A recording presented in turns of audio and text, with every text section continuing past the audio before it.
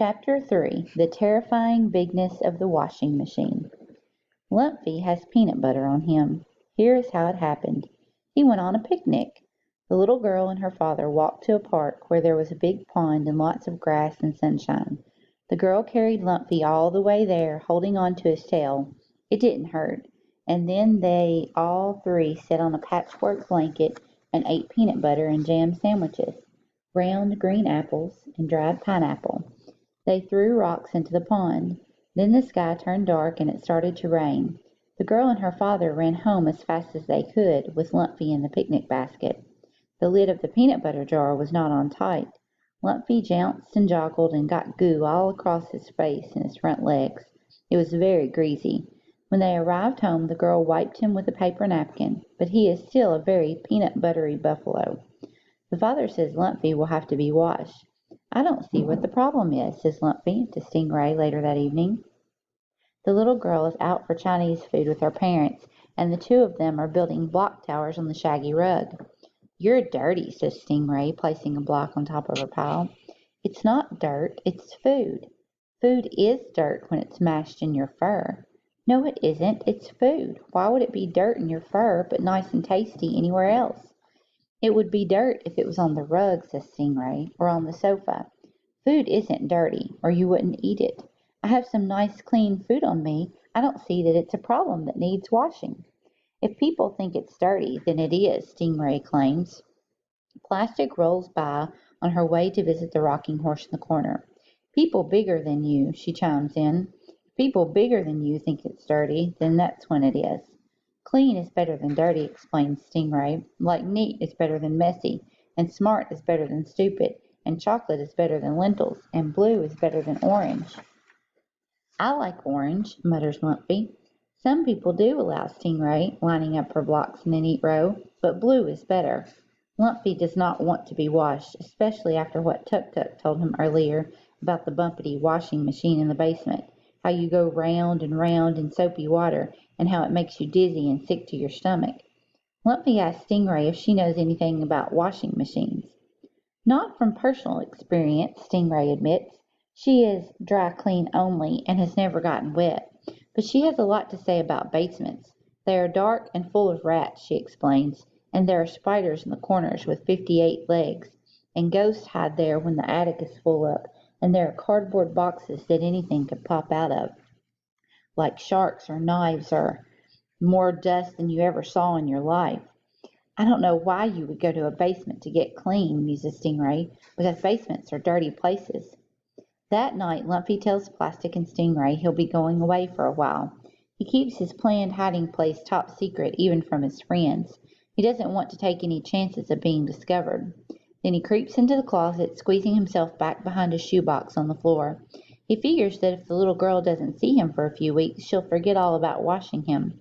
When he emerges from the closet, he'll be greasy, but she'll think that's just the way he is, not that anything needs to change. "I am a greasy buffalo," he says to himself, and it sounds pretty tough. For 3 days he waits in the closet with only dust and socks for company. He hopes his peanutty smell doesn't give him away. He waits, and waits, and waits. He does not come out even when the little girl is at school or asleep, because what if she came home early or woke up from a nightmare? He can't risk it.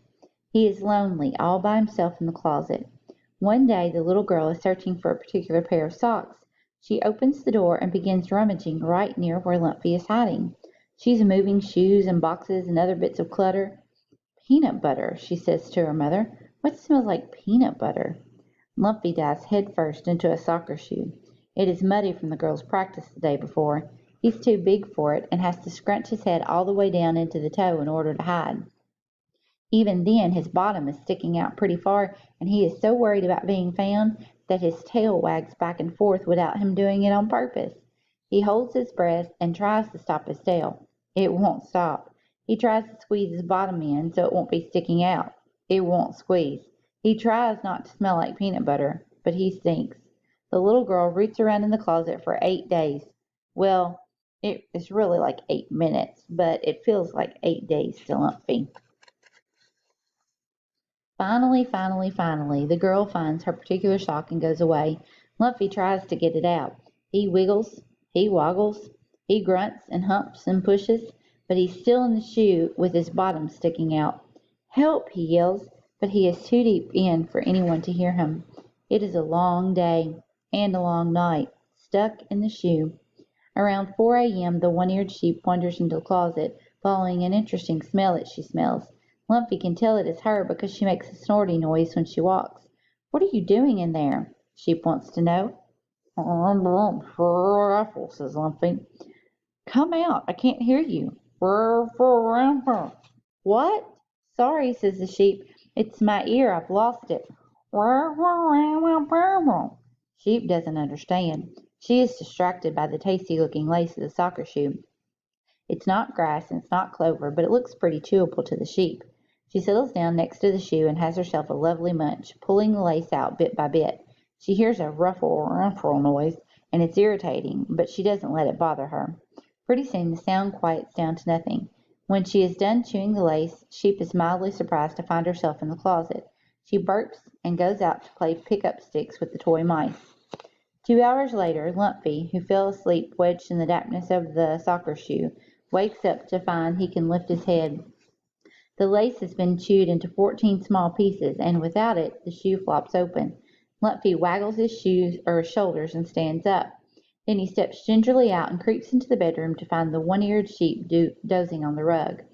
Thanks, he whispers, nuzzling her woolly face. You're a true friend. Sheep has no idea what he is talking about. Just then the little girl rolls over and makes a mumbly noise. She is waking up. Rumpa-lumpa, rumpa-lumpa. Lumpy gallops at the top speed and drives behind the rocking horse in the corner. The girl stands and puts on her clothes, and then she begins looking around under the bed, behind the bookshelf, even in the back of the closet where Lumpy used to be hiding. She's searching the room as if she's lost something, rooting through the toy shelf, tossing whirly tops and colored markers and board games and mice every which way. Then Lumpy hears a sad sound. He has heard it before, but not often. The little girl is crying. He's not here, she wails. I need him. Lumpy peeks through the legs of the rocking horse so he can see the girl's face. Her cheeks are wet. Lumpy, Lumpy. The girl throws herself on the bed, buries her face in the pillow, and weeps. She misses me, Lumpy realizes. She thinks I'm gone forever. The idea had never occurred to him. He rushes out from behind the horse. Ah! He remembers the washing machine and runs back behind the horse's legs. Ah! The little girl is crying out again. Ah! The washer back behind the legs. Crying out. Washer back. Cry. Wash out. Back. Ah! Lumpy cannot stand it anymore. He loves the little girl and he hates to make her cry. So although he is desperately afraid of the washing machine and of the deep dark basement with its ghosts and rats, he creeps out from behind the horse while the little girl is sobbing into her pillow. Quietly, Lumpy tips over one of the green rubber boots sitting near the foot of the bed. Then he lies down, very cleverly, right in front of the boot, as if he'd been shoved down in there and only spilled out when the boot tipped over. When the girl stops crying and looks around for a tissue, she sees Lumpy lying there. She picks him up and kisses him all over his peanut buttery face, squeezing him until he thinks his buffalo teeth might fall out. Lumpy, she cries, you were in my boot. She pets his sweet head. How did you get in my boot, you sweetie? For a moment life is wonderful. Lumpy is happy. Then the girl smells him. You stink like peanut butter, she says, and you're greasy. But don't worry, Lumpy. I know just what to do about that.